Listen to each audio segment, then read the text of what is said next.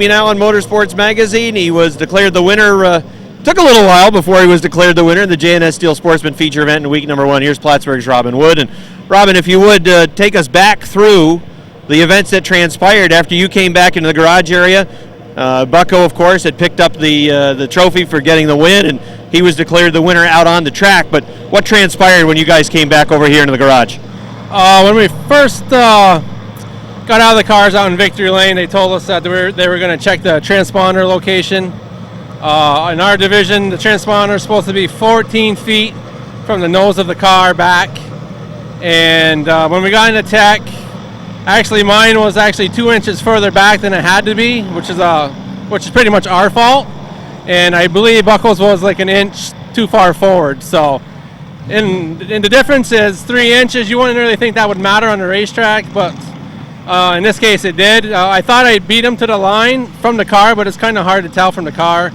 And the video actually, you can pretty much see that I beat him to the line, but that's pretty much what happened in tech afterwards. They just measured our transponders and made sure they're in the right location. It's not really, you wouldn't think that you'd have to really be that specific with it, but in this case we had to be. Well, I looked over at the scoring monitor. You and I were just talking about my announcing of the race, and my eyes told me that the 61 was first across the line, and then I looked to my left where the scoring monitor is, and it had the 20, Bucko Branham's car, with a 2/1000ths of a second victory. So I had a little bit of a double take, but as you mentioned, sometimes when it's 2/1000ths, 3 inches, what sounds like 3 inches was the differential, that can be account for, I guess, that differential on the track. What have you done to the race car? I mean, it seemed to me it picked up right where it left off last year. Well, actually, this week we actually moved our transponder 2 inches forward. That way we don't have to worry about that this week. Pretty much, we didn't really do much to the car. We put a different body on it. Just went through things, redid some things, and pretty much left the suspension the way it is because the car was really good last year, and we didn't really want to screw with it this year. So that's pretty much what we did, not much. We see a lot of teams working on the top extremely well. Maybe not as fast. We see teams get loose a little bit down on the inside or push from down on the inside. But your car seems to really adapt pretty well to wherever you want to put it.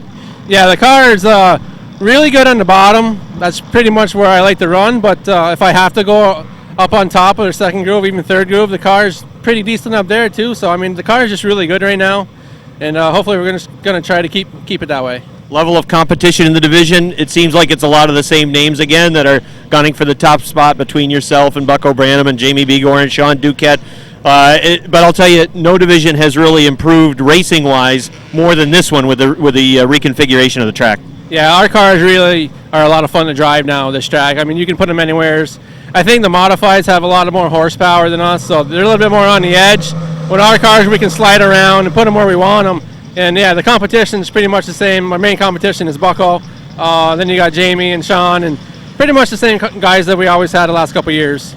Well, I know you're looking forward to 2010. It kicked off on a pretty good foot for you and continued success, and I know you'd like to get the track championship, but you and Bucko always have this thing about wins as well, and you got him last year in the win department, but he took home a track championship. Yeah, we'd like to get all the wins in a championship if we could, but yeah, we had a lot of wins last year. We missed the championship by under 10 points or something like that, so we're just going to try winning every week, and hopefully the points will fall where they fall, and we'll get a championship.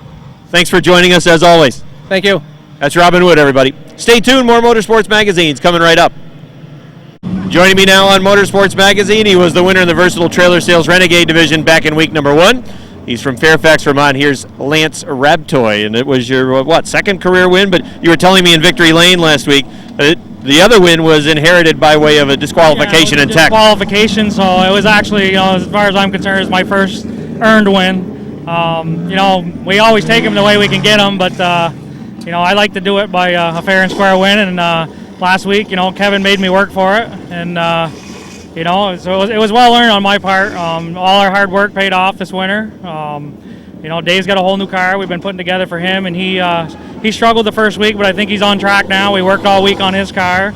We came over and tested once this week.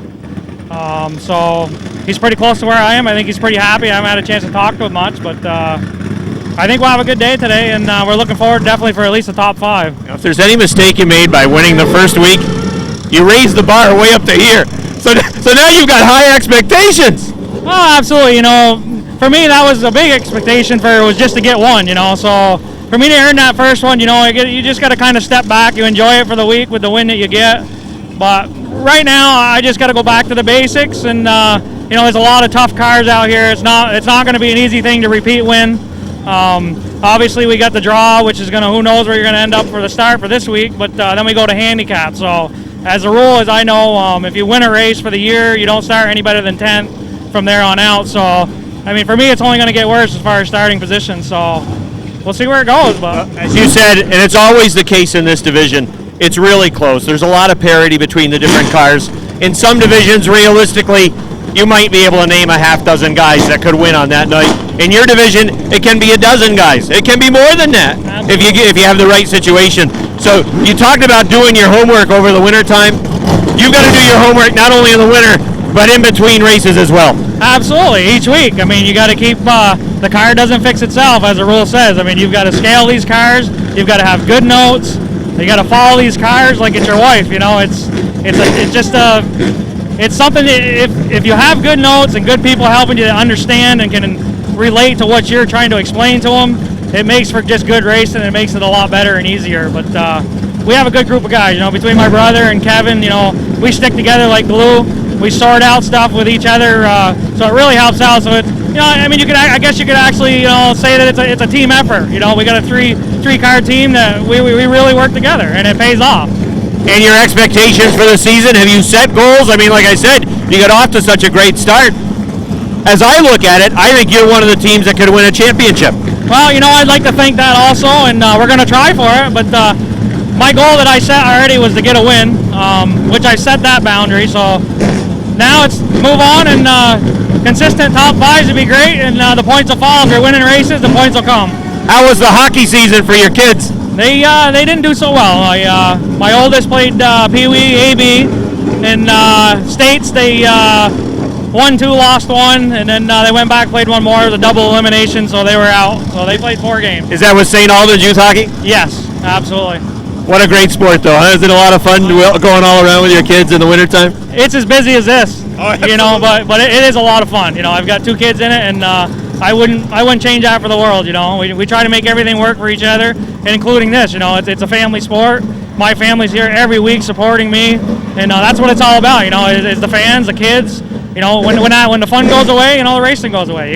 People have to, you know, they have to have the fun. Do the kids do anything else in the spring or summer? Baseball, they play football, they play soccer, so it's a constant routine for me. So you got a lot of free time. Absolutely, yeah, right. I never stop, that's for sure. Well, that's what keeps us. That's what keeps us young. Absolutely, and like I say, I'll never change it. Kids grow quick, they grow old fast, and you know, I'm going to savor it while I can. You know, and then someday, you know, maybe one of my kids will be in here, and vice versa with my brother.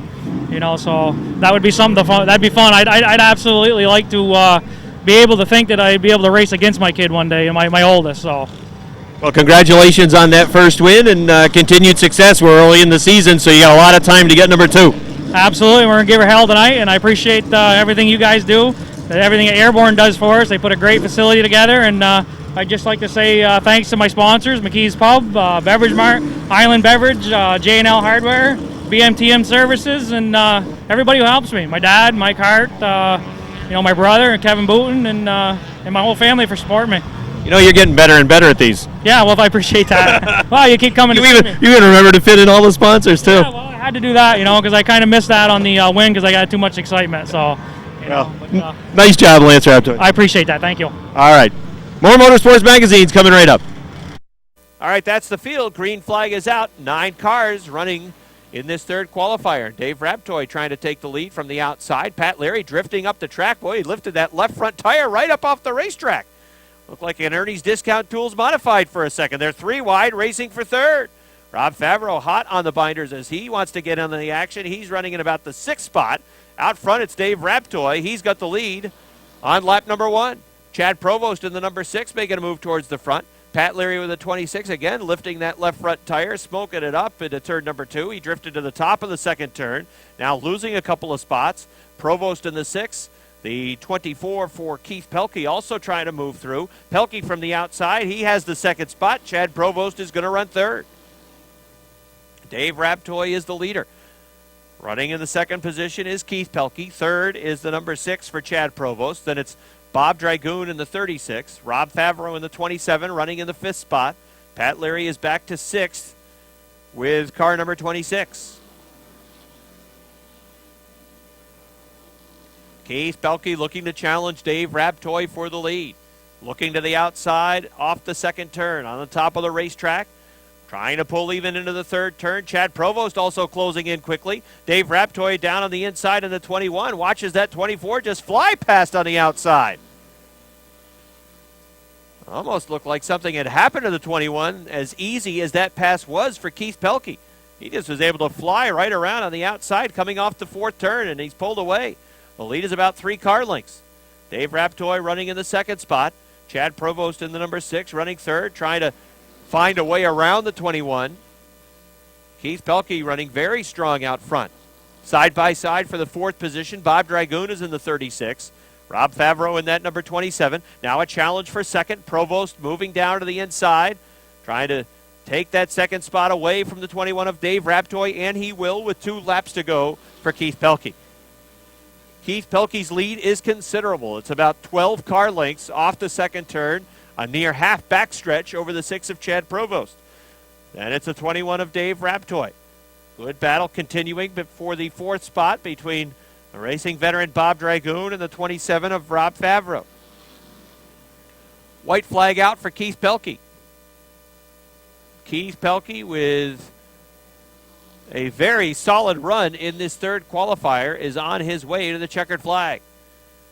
He can cruise home from here off the fourth turn. It's the number 24 for Keith Pelkey with a win. Second to Chad Provost. Third, Dave Raptoy. Fourth to Rob Favreau. Fifth will go to Bob Dragoon. Sixth to Pat Leary in the 26th. And it's Metalman in the number 2, Dave Drake in the 3, and the 51 for Freeman Sawyer. 10 modifieds to run in the third qualifier. Here they come down the front stretch. Green flag. Don Scarborough, the Brandon Bandit, from the point, leading him down the backstretch. Max MVN, who was running well before a mishap middle of the 50-lap feature event back in week number 1, running in the second spot. Mike Riel runs third in the 02. Fourth is Cam Grady in the 27. Bryant Trim in the number 28, taking a peek down to the inside of the 1 of Greg Atkins. Atkins also had a good run in the first week. He's right now in the 5th position with the 1 New York. Out front, it's the Brandon Bandit Don Scarborough with the Rouse Tire Sales number 11. Max MVN going to mosey his way to the outside. Nothing doing there. Now following back in line down the backstretch. Third, it's Mike Reel in the 02. The AK Auto 27 for Cam Grady runs in the 4th spot. Then it's Greg Atkins in the number 1, running 5th. Scarborough in the 11. His lead is 2 car lengths over Max Vien in the number 25. Then it's a few car lengths back to the 02 of Mike Riel and a couple back to the 27 of Cam Grady. Greg Atkins with the Atkins Trucking number 1, looking to the outside. That gives some racing room to Bryant Trim, but powering off the top of turn number 2 down the backstretch is Atkins into turn 3, trying to chase down Cam Grady, who runs right in front of him in the 4th spot. Halfway in qualifier number 3 for the number 11 of Don Scarborough. Max MVN in the 25 continues to run about a car length and a half off the back bumper of that number 11. Then it's 3 car lengths back to the 02 of Mike Riel. That's the 27, Cam Grady, the 1 of Greg Atkins, the 28 of Bryant Trim, the 46 for Michel Vienne, the 26 for Todd Ormsby, the 9 for Jim Introne, and the 623 for Jason Bruno. Now the 11 and the 25 have not been separated by more than 2 car lengths since the drop of the green flag, but the 25 can't really get into the ballpark to make a move. He's been able to close to about 5 feet, maybe a half car length at times, but can't quite get to the position where he is threatening Scarborough, who continues to run a pretty consistent line around the racetrack with the Rouse Tire Sales number 11. Tremblay Water Systems, Melwin Insurance, number 25 for Max MVN, has 1 more lap to try to make something happen as the white flag is out. Looks to the inside. Here he comes for the lead. Max MVN Moving to the inside into turn number 3. They run wheel to wheel. Bien got a little bit of the inside. That cost him a little time coming off the 4th turn. It's going to be Don Scarborough. Max Vienne finishes 2nd. 3rd, it's going to be the 0-2 of Mike Riel. 4th goes to Cam Grady. And then 5th, Greg Atkins in the number 1. That's your field. Second qualifier for the mini modifieds is underway. Brusso on the inside, Seymour on the outside. They're side by side off turn 2, and now Seymour sticks his nose in front. But look at this, one car of Justin Donor move up on the inside. Seymour on the outside, but Donor has that inside line, and Donor's going to come off turn 4, and he will lead lap number 1. Curtis Seymour back to 2nd. Matt Brusso is 3rd. Archer drifts a little bit high in the 21 car. He'll lose a couple of spots as Stone Cold Steve Brissett moves up in the 59 to take 4th. And Kenny Dool now runs 5th in the 00. Here comes McCormick on the inside of that Archer car. Howard Drake is caught in the far outside.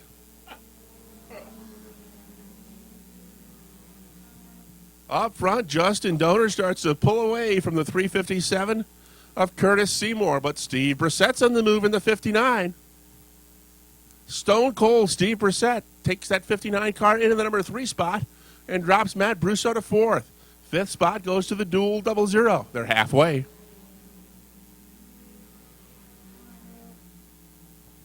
Brissett now on the inside takes that number 2 spot. Seymour is back to 3rd. Ken Dool starts to move up on the inside of the 26 of Matt Brusso. They battle for the 4th spot.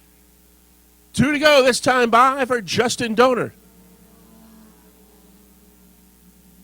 We don't have Dusty D from the Mighty Key this year, so maybe this will be Justin D from the Mighty Key. He's got 5 car lengths on Stone Cold Steve Brissett, although that has closed it quickly. Just a couple of car lengths as they come off turn 4 to the white flag. 1 to go. Brissett made up a lot of ground in turns 3 and 4. Now he looks to the inside of Justin Donor. Stone Cold Steve Brissett right there, but Justin Donor does not want to give up the lead. Here comes Brissett on the inside, Donor on the outside. Off turn 4 and down the stretch they come. Brissett on the inside, Donor on the outside to win it all. Stone Cold settles for 2nd. Kurt Seymour gets the 3rd spot. 4th spot goes to the Dual 00. And Matt Brusso rounds out the top 5 in the 26. And shotgun on the field and number 36 from Altona. It's Wild Bill Fountain. That's the field. Green flag. Here comes Rick Frenier in the 77. Frenier, who started 3rd on the grid, is going to have the lead by the time he gets to number 3. And number 96 looking to move as well down on the inside. As they run side by side off the 4th turn down the front stretch, your leader is Rick Frenier.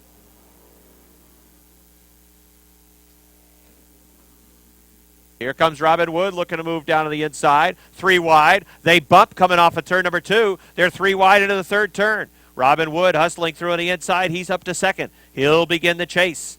Let's see if he can chase down Rick Frenier, who has a lead of about 8 car lengths. Robin Wood to 2nd. Shagnon 86 running 3rd. Jimmy Bushy, who was also stout in week number 1, he finished 5th with that number 11 car. He's on the move, going to the inside, trying to take 3rd away from Mike Shagnon in that number 86 car. Bushy in the 11 to the inside into turn number 1. He'll have 3rd. Then it's the Lagoy 96 running in the 5th spot. Bushy drifted way up the track. The Shagnon 86 had to get on the binders, and everybody else was scrambling as well, including the Lagoy 96, the Duquette 18, and the Fountain 36. Out front, well, it didn't take long for Robin Wood to chase down Rick Frenier, did it? When he got to the 2nd spot, it was about an 8 car length advantage for Frenier. That advantage is gone. And Frenier continues to work a middle to high line off the turns. That opens up the inside for Robin Wood, and that's exactly where that 61 likes to be. The last couple of seasons since this racetrack has been reconfigured, the 61 is a bottom feeder. And he works extremely well down to the inside, and that's exactly where he is as he challenges for the lead and as he takes the lead away in turn number 4. Here he comes down the front stretch. Robin Wood has the lead. Rick Frenier running in the 2nd spot. Jimmy Bushy runs 3rd. Good battle on for 4th. 4 cars in that battle. The Lagoy 96, the 86 of Shagnon, the 18 of Duquette, And Bill Fountain's in a pretty good position watching it all. Robin Wood, his lead is 3 car lengths over the 77 of Frenier. Then it's a good gap back to Jimmy Bushy. Mike Shagnon, the 86, running 4th. Sean Duquette trying to take that spot away now. Duquette to the inside of the 86 car down the backstretch. Here come the leaders off turn number 4. Just 2 laps remain for Robin Wood. He's going to put a lap on Chris Frenier in the number 93. First time out in a Sportsman car, I believe, for Chris Frenier. Certainly first time this season with the Fast Automotive number 93. Still some side-by-side racing for the 4th spot. The 18 of Duquette and the 86 of Shagnon. White flag is out for Robin Wood. Sean Duquette on the inside, solidifying his position in 4th. Shagnon 5th, Bill Fountain 6th. Leaders are up in turns 3 and 4. Here comes Robin Wood off the 4th turn down the front stretch.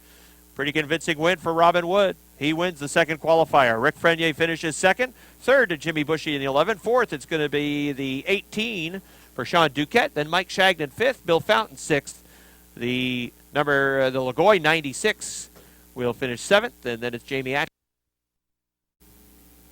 Here they come. Off turn 4. Green flag is out. Joyle on the inside. Collins trying to hang with him, but Joyle starts to take off. Here comes the superstar in the 75, moving into the number 2 spot. Myers takes 2nd. Collins is back to 3rd. It's a good battle for the 4th spot. They're nearly 3 wide coming off that 4th turn. Laporte will take 4th. LaGrave's on the move on the outside. He wants to take the 5th spot away from Whitney. Whitney's now 6th. McClatchy is 7th. DeMoore 8th. Caro is 9th. And Brissett can see them all. Here they come off turn 4. It's still Bill Joyle, but the superstar is hanging right with him in that number 2 spot. Smoke coming out of the rear end of Collins' 22 car. He's dropped back from that first place battle. Here comes the 72 of LaGrave looking to the inside, and the 45 of Laporte looking to the outside of the 22 car. LaGrave gets by on the inside, takes 3rd spot as they're halfway. Rob, wake up. This has turned into a good one. Joyle in the 57 and the superstar in the 75. Myers on the inside looking for the lead as they come into turn number 3. Joyle still got his nose in front as they come off turn 4. 2 to go.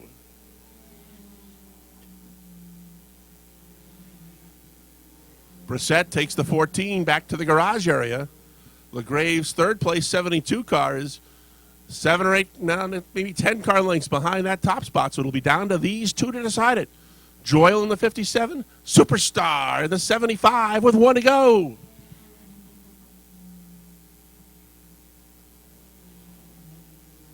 Bill Joyle with a car length and a half lead as they race up the backstretch the final time.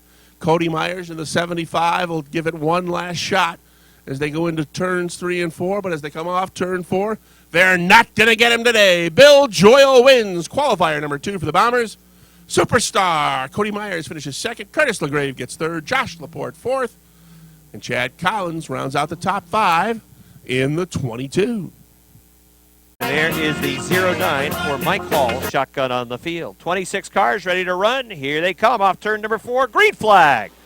25-lap feature event for the Versatile Trailer Sales Renegades takes the green flag.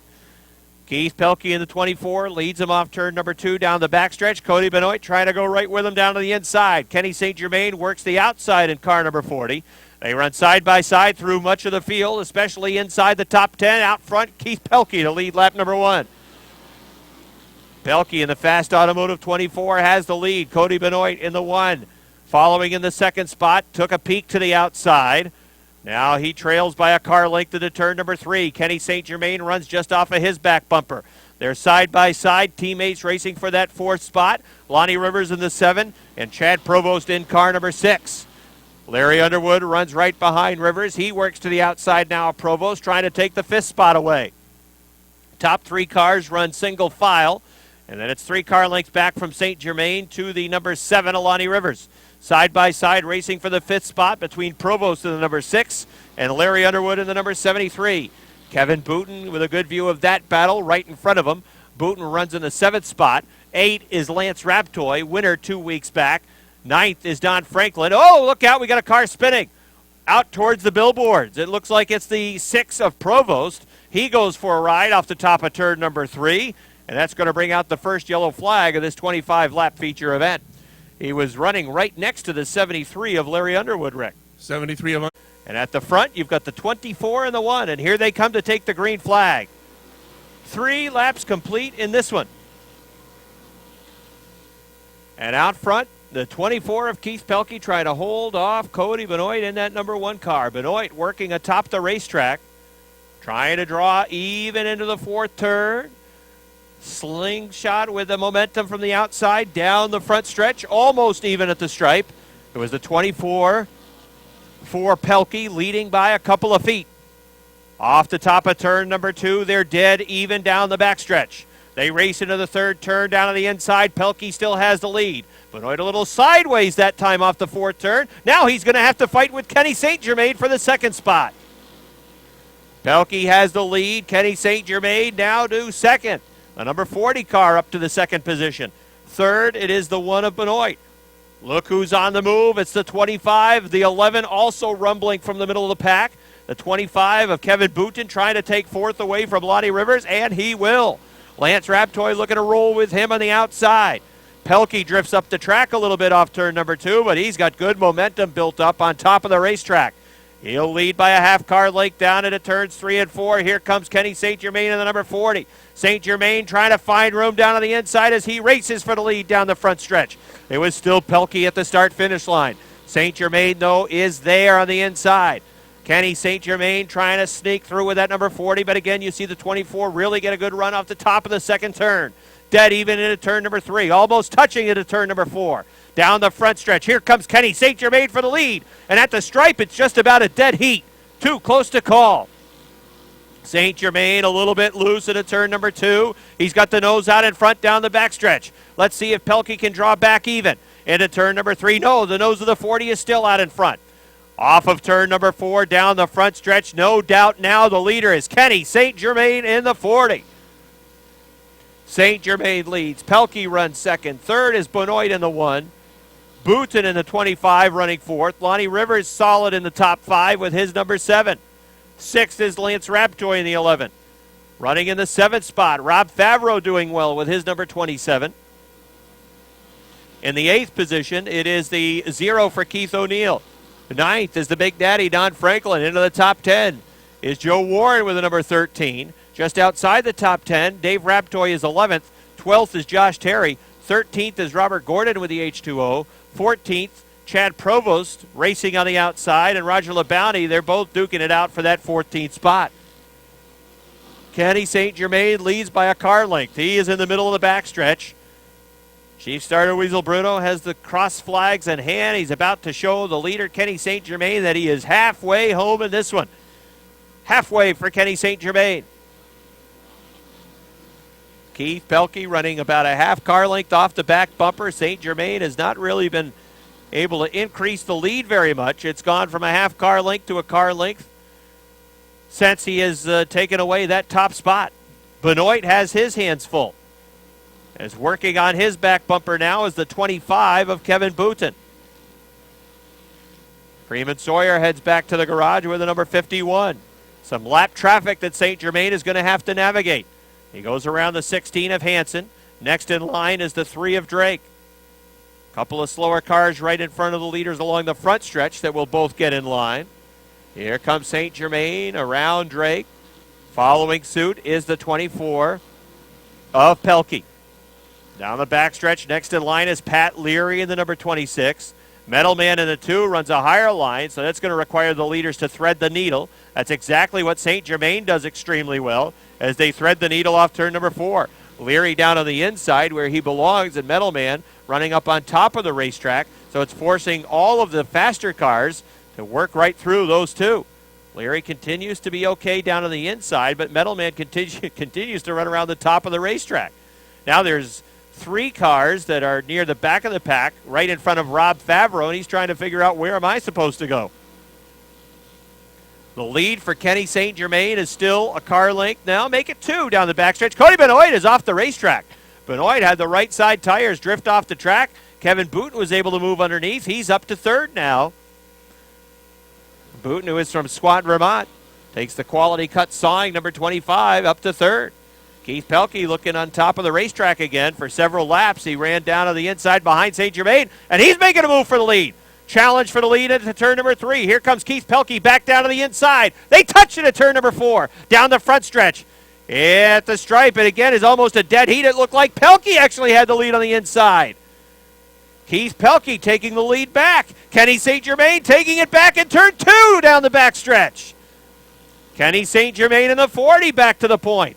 Well, that was an odd lap. Pelkey closed quickly, made a pass for the lead, and St. Germain took it right back away in turn number 2. Kenny St. Germain has the lead in turn number 1. Pelkey back in line with a 24. Don't discount this 25 car. Booten could still figure into all of this, especially if we could get a caution, or if there should be a caution in later stages of the race. St. Germain drifting up the track again. The handle on that car perhaps going away a little bit. That allowed the 25 to close back in. The 40 again drifting up the track. The 24 right there. The 25 is just off his back bumper. Cody Benoit not out of it as well. Lonnie Rivers is closing in now. The 11 of Lance Raptoy trying to close. Before we're done, this could be a 3 or 4 car battle for the win. St. Germain, his lead is a car length. A better line that time for the 40. We've seen him a couple of times drift up the track a little bit. He's got to focus on his line and maintain good composure down the stretch. The 24 is sideways off of turn number 4. And now here comes Benoit down to the inside of Booten in the 25 as they race for 3rd. Good racing at the front of the back. 3 cars now trying to fight for that 2nd spot. Here comes Benoit in the 1. Cody Benoit moving through to the inside of the 24 of Keith Pelkey. He's going to go back to the 2nd spot.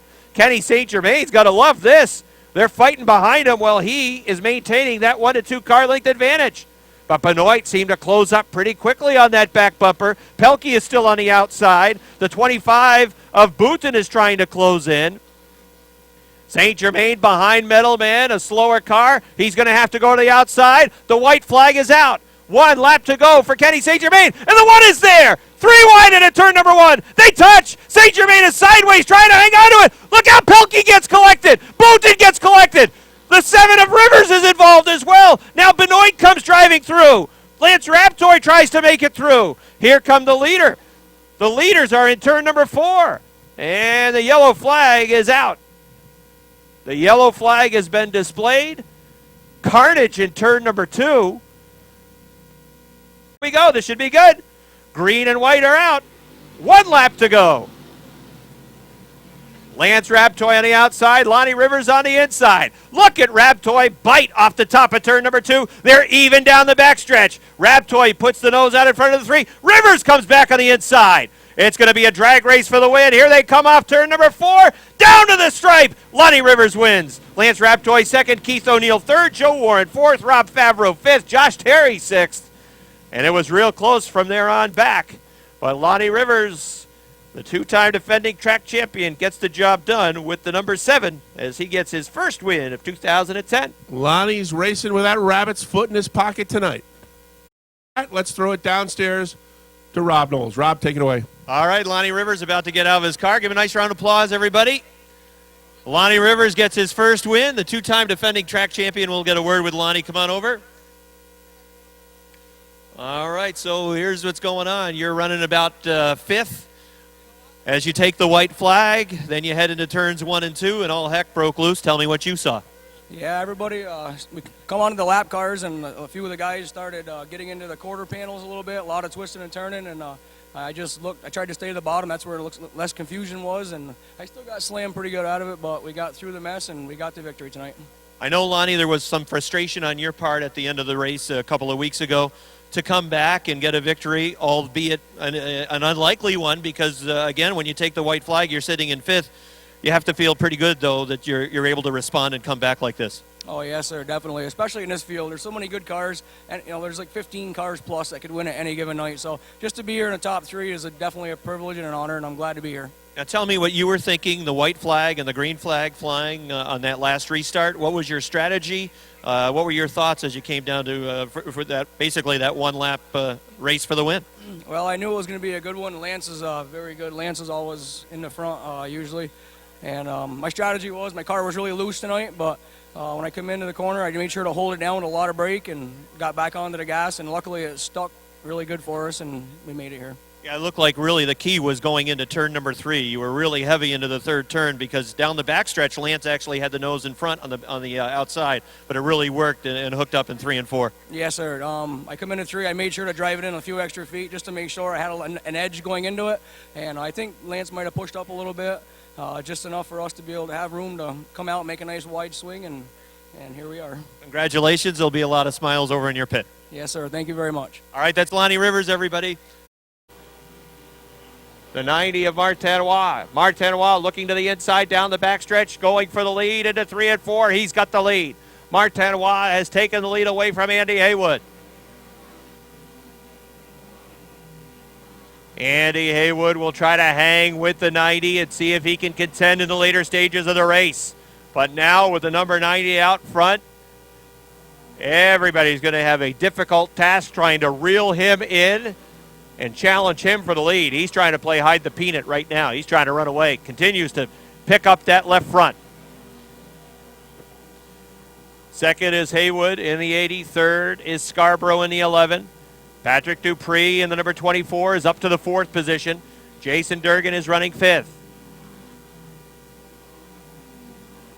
Andy Haywood just turned his fastest lap of the race, a 16.4. The fastest lap of the race that has been turned to this point was turned by Martinois, a 16.2. That last lap, a 16.5 for Martinois and a 16.8 for Andy Haywood as they were working some traffic. Martinois pulling away from Andy Haywood. It is a real comfortable cushion. The lead is about a half backstretch. Third is Scarborough in the 11. Patrick Dupree running in the 4th position. Jason Durgan still running 5th. Martinois just turned the fastest lap of the race, a 16.1. That last lap that he clicked was a 16.3. So lap number 20 was the fastest lap of the race for Martinois at a 16.1. Inside 10 laps now, and Martinois is picking them up and putting them down. And he is running away from Andy Haywood. The race may be on, but right now it is not for the lead. Andy Haywood showing the way. The 11 of Don Scarborough hanging on to 3rd. You got to figure Patrick Dupree is going to be knocking on his back bumper pretty soon as Dupree is trying to reel him in for that 3rd spot. Dupree running in the 4th spot. Jason Durgan solid in the top 5. Max Vienna has had a good run. He is still just outside the top 5. He's been in the top 10 all race. He's 6th. Patrice McGrail running in the 7th position, and Chad Blair is parked on the front stretch up against the wall. That's going to bring out a yellow flag.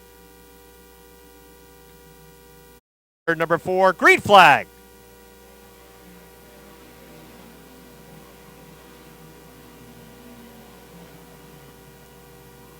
Well, it's as if it's 11 a.m. at some hotel because Martinois has just checked out again.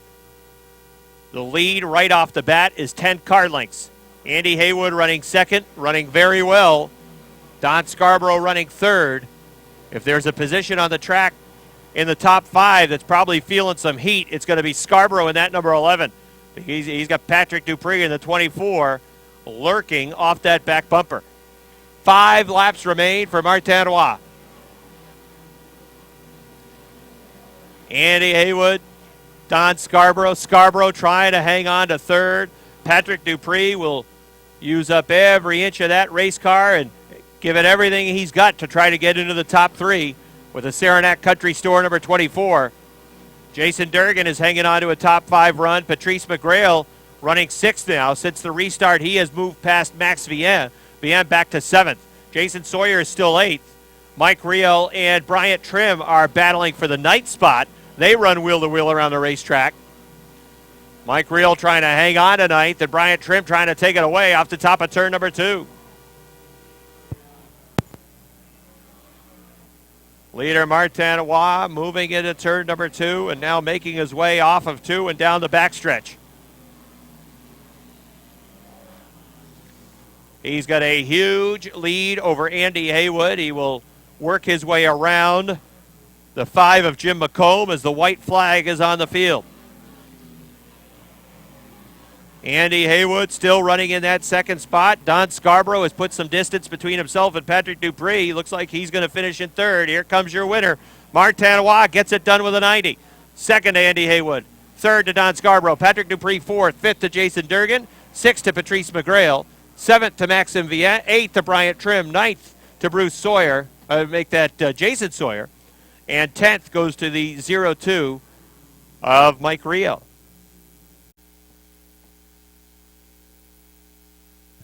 Thanks, Rick. We'll get a word with Martin Roy in just a second. He's unbuckling as they back the car up right across the start-finish line. Martin will hop out of his car. Car's still rolling on him. It still wants to go. It's so fast tonight. Gets up on top of the roof. Martin Roy with a Martin shuffle as he gets the victory tonight.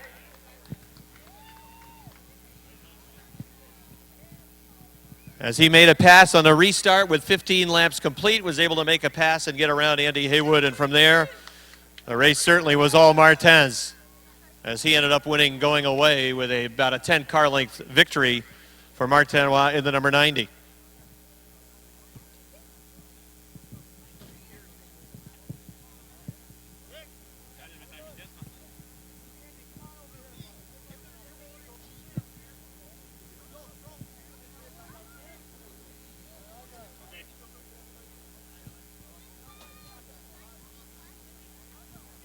All right, Martin, come on around.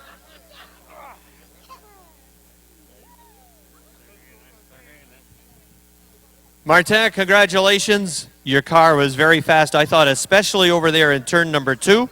You were lifting that left front tire right up off the racetrack, and the car was very fast. Once you were able to get to the lead, you were able to pull away from everyone. Yes, I'm very happy. I'm there for win the racing, and nobody stopped me to win the racing at this track. Well, I know last week it was pretty disappointing for you, the problems with the cylinder heads, but for you guys to come back this week and to get the victory, I know it feels very good, and your crew is very determined. Yes, very determined. It's not the head. I proved this night is not the motor. The crew, the good car. The car is very, very, very good. That's the secret for win the race. Now, your setup tonight, it appeared as though wherever you wanted to throw the car, it was very fast, wherever you wanted the car to go. Yes, very. Okay, well, congratulations on the win tonight. Nice job. Thank you very much, and I thank to everybody to come every night to the Airborne Speedway. Thank you very much. It's for you, the show. Thank you. Okay, that's Martin Roy, everybody. Trouble in the Dave Parent 37. He's headed back to the garage area. Donor has got to within a couple of car lengths of Brissett. Meanwhile, Justin Donor is pulled right alongside Chris Clark in the 77.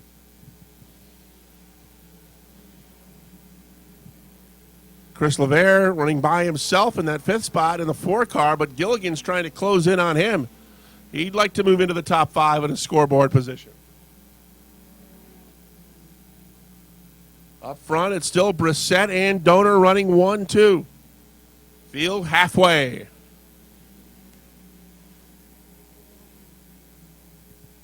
Justin Donor is 3rd, Chris Clark 4th.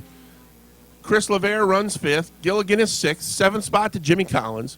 8th spot goes to Speedy Brissett. 9th is the 357. That's Kurt Seymour Jr. Kenny Dool runs 10th. Jason Blondo 11th on the 44. Look out. Here goes the power plant on the 1 car. Smoke billowing out of the front end of Justin Donor's number 1. He's not going to be able to make it back to the garage area without bringing out the caution.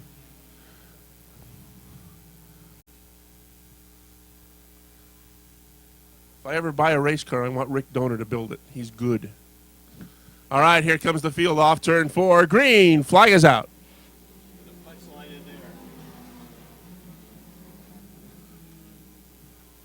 Brissett opens up a couple of car lengths. They're 3, almost 4 wide. Now they're 4 wide up the backstretch. Clark, Martin, Collins, Woodward right there in the 46. He was one of the lap cars. There goes the 35 shotgun sideways into the infield.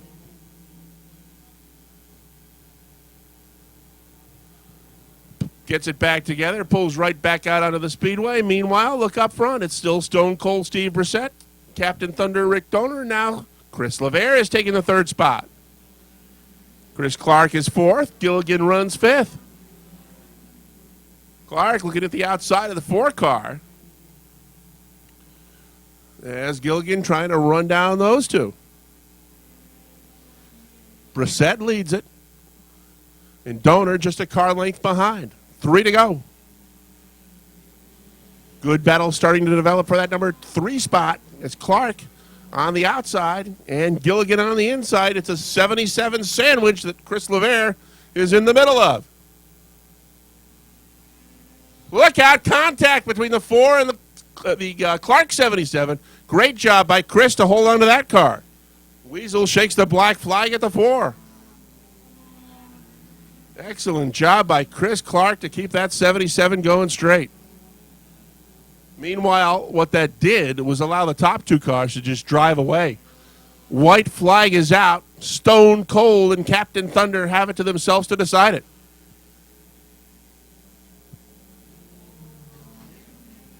Last week in Victory Lane, Rick Donor said he was afraid of that 59 car because he made it too fast. Well, he's got a chance to try to run him down here with turn 4 to negotiate. Brissett on the outside. Here comes Donor looking to the inside. Brissett says no, and Stone Cold Steve Brissett wins it. Captain Thunder finishes 2nd. 3rd spot goes to Gilligan. 4th will go to Chris Clark. And 5th will go to the 4 of Bobby LeVere. We'll have a word with Stephen Brissett in just a second. Rick Donor is inspecting the red paint that he put on the back bumper of this light blue number 59. Stephen's out of his car. Give him a nice round of applause. Come on over, Stephen Brissett. All right, now is that career win number 1 for you? That's career win number 1. All right, congratulations. The first one's always the toughest to get, but it helps to have a car that's built pretty darn good. Yeah, especially for my Uncle Rick. He was right there, so he was bumping me. I thought he was going to go by me, but he didn't. He didn't. Last week in Victory Lane, he said he built this car too well, and he figured he'd have a tough time holding it off eventually. But it only took 1 more week. He was right. This is a fast car, isn't it? Yes, sir. Yes, it is, man. And I owe everything to him, so thanks, Uncle Rick. Well, congratulations on your first career win. As we said, it's always great to get that first one, and now they come a lot easier after this. Yeah, I hope so, but, we'll see how the next week goes. All right, congratulations to Stephen Brissett, who gets his first career win in the Keysville Napa Auto Parts Mini Modifieds. Rick Donor races to the 2nd spot, and Gilligan Randy Martin gets the 3rd position with the 77. Terry's in the 44, and shotgun is Jamie Atkins in the 68. That's the field. Here's the green. They race off into turn number 1. Bill Fountain with a lead on the inside. Shagnon darts right up the racetrack. Fountain is sideways down the backstretch. Several of the cars sideways in the field. Nick Haywood trying to hang on to it. Jamie Begor is pinned behind him. He's got absolutely no place to go. And Begor really with a tough break there. He goes all the way to the back of the pack. He was pinned behind the 29 of Nick Haywood. And Haywood was left and then right and then left and then right. And they were both sliding all the way back through the field. Tough break to start the race. But Bill Fountain is in the lead out front. That car was bad loose off the 2nd turn, and that's why everybody was getting out of the binders. Some were able to dive to open space. Jimmy Bushy was one guy that made a pretty good move with the 11. And look who's rumbling already. Here comes the 61 of Robin Wood trying to take the 5th spot away. Getting the job done down on the inside. Robin Wood in car number 61 moving into the 5th position, and here he comes trying to take that spot away from Rick Frenier.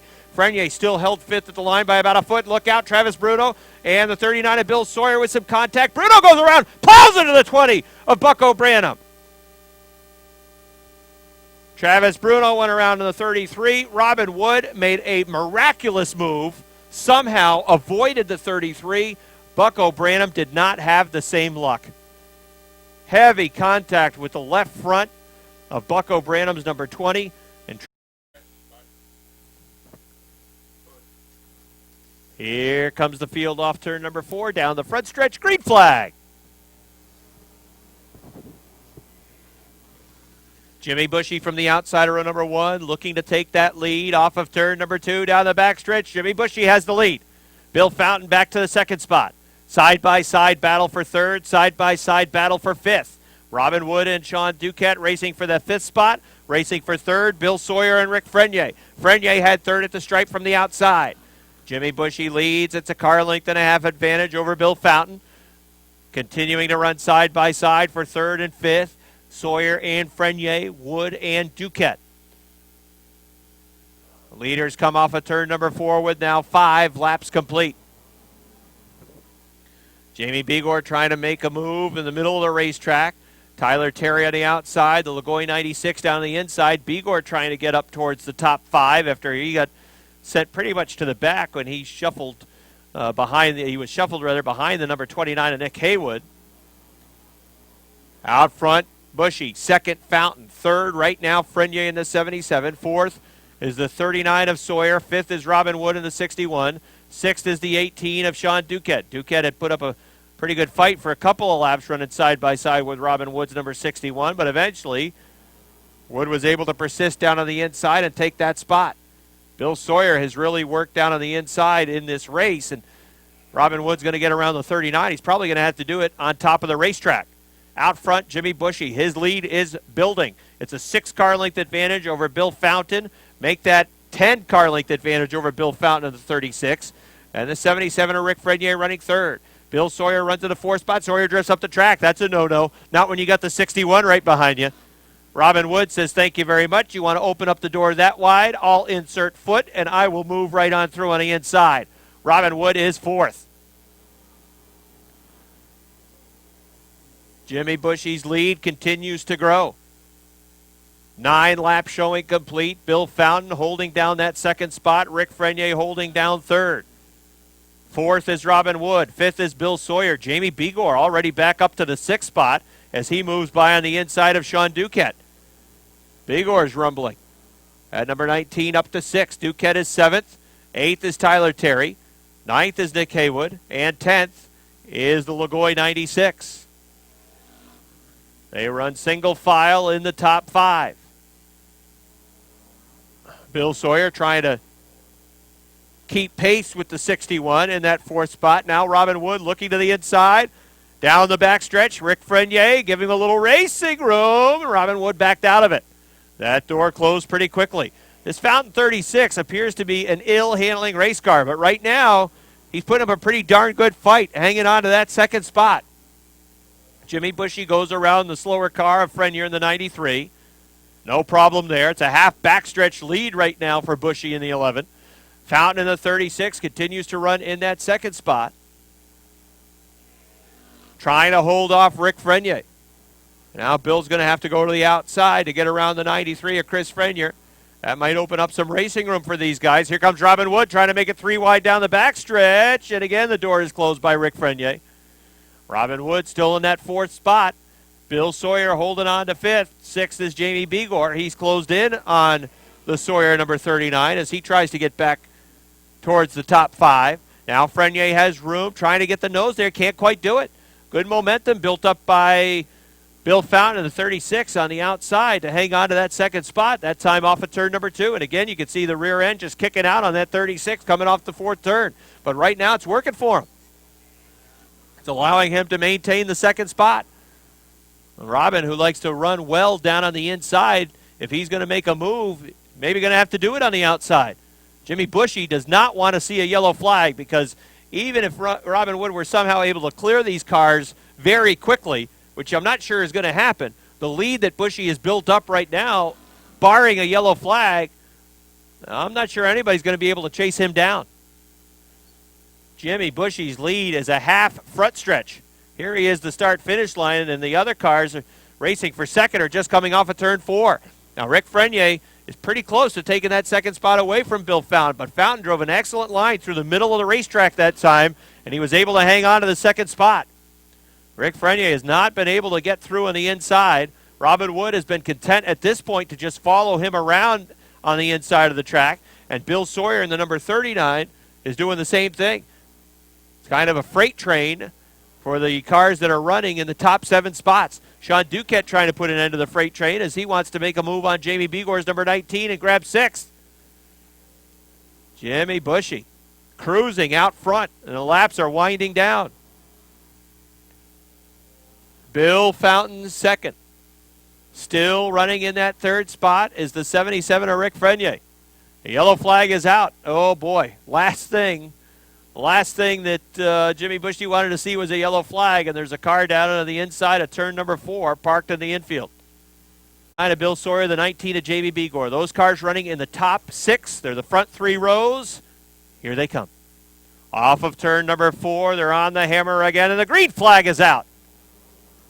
Rick Frenier trying to fill the hole down on the inside. Bill Fountain running right with him. They run door to door off of turn number 2. Frenier had that second spot. Fountain sliding back now. Here comes Bill Sawyer after the third position as Bill Fountain has dropped back to that third spot. Chris Frenier in the 93 running off the pace in the back of the pack, but out front it's Jimmy Bushy in the number 11. Second, Rick Frenier in the 77. Sawyer a little sideways. Fountain a little sideways as they box it up. Sean Duquette is able to move past the 19 of Jamie Begor. He's into the top 5 for the first time. Back to 6th is Fountain in the number 36. Begor runs in the 7th spot. Fountain, look out, up into the wall, hard, slamming the wall at the end of turn number 1. Bill Fountain in the number 36 made heavy contact at the end of turn number 1, slamming that turn 1 wall with the right side. 21 laps complete. Here comes another restart. Here they come off turn 4 down the front stretch. Green flag. Oh, Frenier, excellent restart on the outside with the 77. He's hanging right with him. They're dead even off turn number 2. Down the back stretch, Jimmy Bushy puts the nose out in front. Rick Frenier wants to go. He can sniff the victory as well now from the outside of the front row. Here they come down to the front. It's Jimmy Bushy by about 6 feet. Jim Bushy has the lead into turn number 2, but Rick Frenier's not going away. Robin Wood is right on the back bumper. Top 4 cars all in it to win. Jimmy Bushy in the number 11 continues to hang on. Popsicle sticks are out. There's 2 to go. Bill Sawyer now looking at the inside. There's a little contact between the 77 and the 39. Frenier is able to hang on to it. The 39 of Sawyer continues down the backstretch. Jimmy Bushy is starting to check out again. He's starting to get away. Here comes Bushy off of turn number 4. The white flag is out for Jim Bushy. Rick Frenier runs in the 2nd spot. The battle is for 3rd between Sawyer and the 39, Wood and the 61. They touch over in turn number 2. They lean on each other down the backstretch. Sean Duquette's in the mix as well in the 18. Jamie Begor on the outside with a 19 as well. Here he comes off turn number 4. Jimmy Bushy's going to win. There goes Sawyer around. Duquette got a piece of him. Sliding sideways across the start-finish line, Sean Duquette was down to the inside. A wild J&S Steel Sportsman feature event finally wraps up out front where it was safe. It's Jim Bushy with the win. The driver from Moores with the number 11 gets his first win. Rick Frenier hangs on for the 2nd spot. And Robin Wood finishes 3rd with a 61. Jamie Begor 4th with a 19. Nick Haywood gets 5th with the number 29.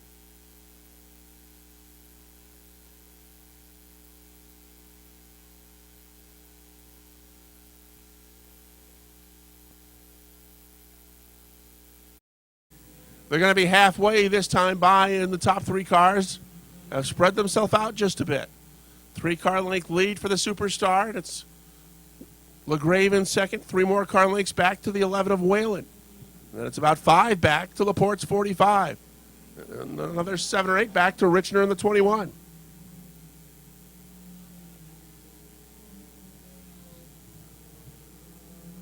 Smoke coming out of the back end of the Wade Whitney 24. He's going to limp that car back to the garage area. As Cody Myers, the Superstar, looking awfully strong tonight in the 75. LaGrave has been able to move into 2nd, but that 5-car length advantage now. He's not been able to close on the Superstar. Whalen is 3rd, Laporte still 4th, and right now, no battles for position within the top 5. Bill Joyle, who started well toward the back, has worked his way up and moved into the 5th spot in the 57 car. He's hoping for a caution right now to get within sight of those top 4 cars. It'll be 5 to go this time by for the Superstar.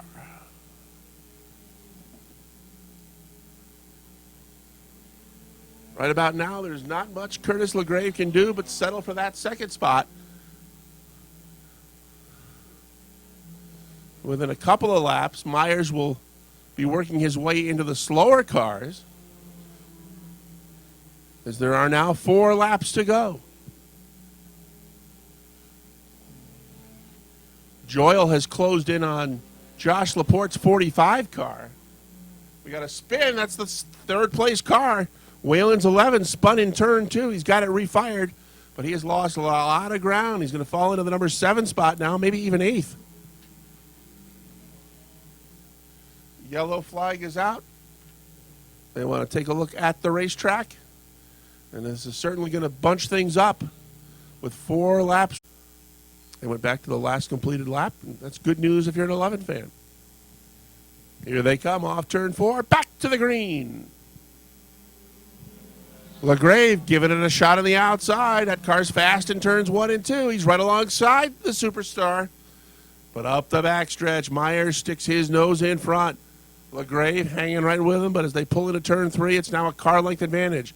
Whalen gives up back and smack to the 72 car, gets him out of whack. It's going to cost LaGrave 5 or 6 spots.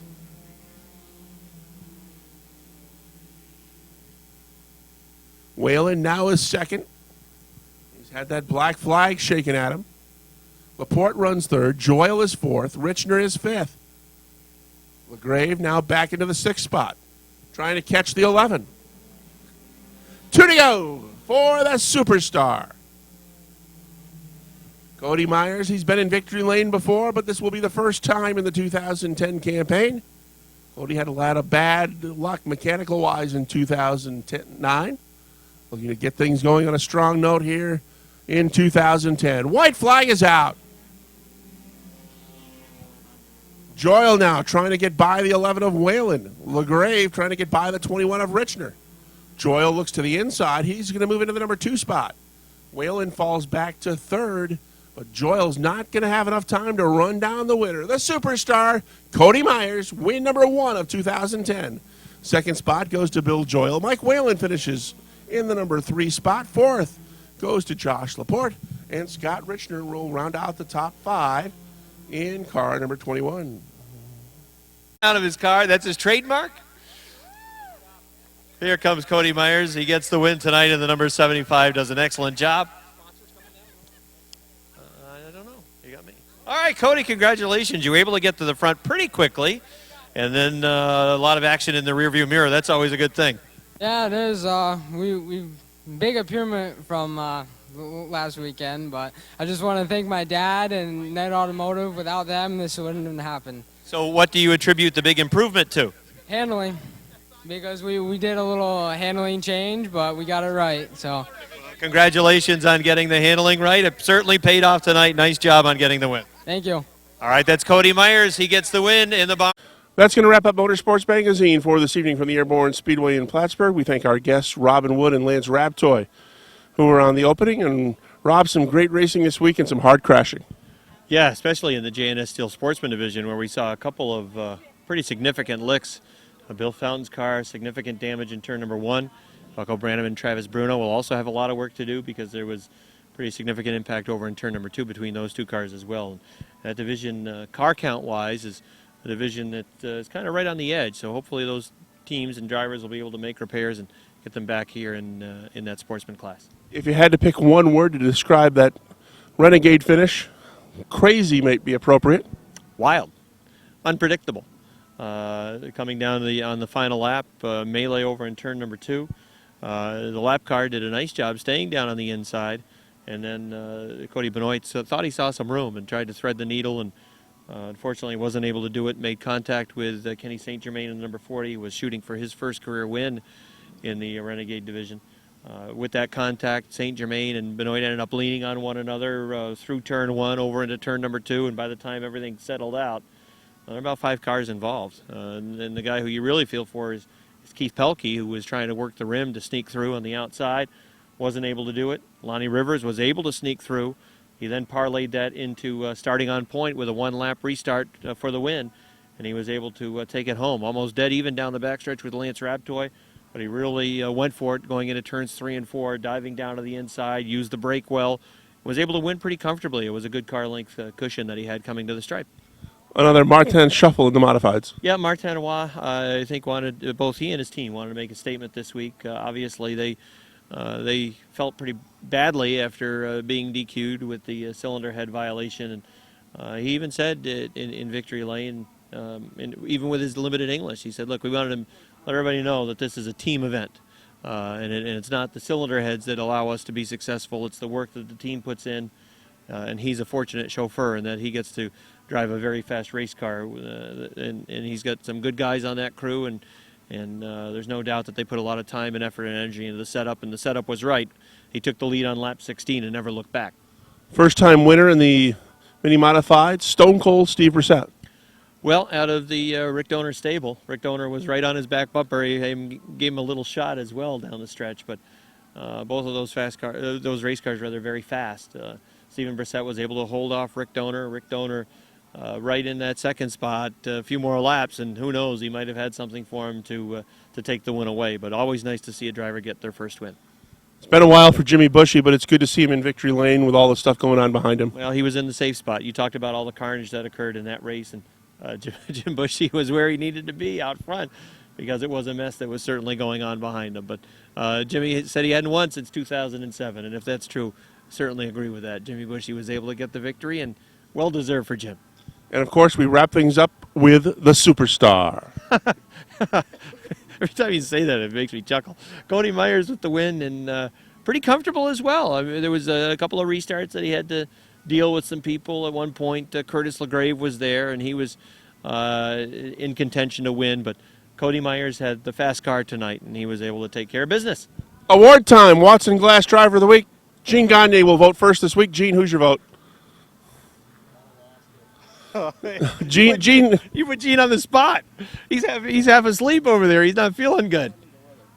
Jeremy Carpenter will vote in Gene's spot, and Jeremy votes for? Jeremy votes for the superstar. Geez, wow, this could be tough. I'm going to pick, even though he was out front for much of his race, the fact that he hasn't won since 2007, I'm going to pick Jimmy Bushy. Wow. I'm going to pick Lonnie Rivers. We have 3 different choices. So now what do? We have to go to Gene to make a decision. Will it be superstar Cody Myers? Will it be Lonnie Rivers? Or will it be Jimmy Bushy? Gene votes for Jimmy Bushy. So Jimmy Bushy is the Watson Glass Driver of the Week. Back-to-back number 11s. Could it be another number 11 next week? Mike Whalen hopes Let's hope so. He does. All right, now the Fast Frienders Award for the fastest driver. Well, that's for the Hard Charger Award. So it's somebody who comes from the back to the front. Now, I've got a name that I bet nobody else has. From the Renegade division, Chad Provost, who started he was involved in an early mishap, went way to the back, and then charged back to the top 10. And I want to say he was somewhere around the 5th to 7th spot, somewhere in that area. So I'm going to go with Chad Provost from the Renegades. I will second that vote. Chad Provost gets the Hard Charger Award from Fast Frienders. Gene Gagne says go with a 6 as well, so it is unanimous. Thanks to our videographer tonight, Jeremy Carpenter, for pinch hitting for Gene Gagne from OutsideGroove.com. And thanks to Brian McBride from Plattsburgh.com, as well as our sponsors for Motorsports Magazine, Adirondack Water Systems, and Ormsby Realty. For Rob Knowles, I'm Rick Knowles from the Airborne Speedway. Good night.